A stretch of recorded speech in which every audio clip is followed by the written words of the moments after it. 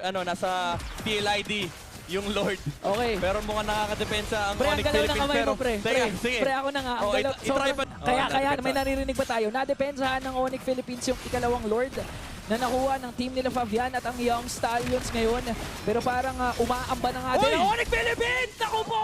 1-for-1 trade. Hindi namin sigurado kung sino yung namatay. Yung kanilang kalamangan ng early game ay Ayun na. unti-unti na nawawala. Lord, ang pinaglalabanan nila dito. Again, yung damage output ay ang damage output ay mataas na for the side of Onyx Philippines.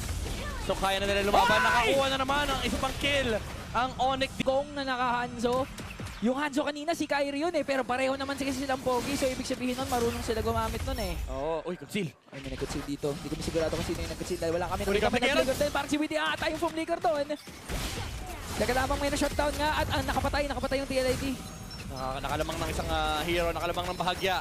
Pero lumalaban pa rin naman ang Ay, si Onyx Hero. Philippines. Oh, nakadalawa na ang TLID. Oo. Pero wag kayong mag-alala, kita namin sino lamang. Oh, kita namin sino lamang. Unti-unti na nga pumapasok ang Young Stallions ngayon na kahit maraming nagsasabi na medyo shaky ang kanilang nagiging performance up against the Tower World lock. Champions. Medyo okay!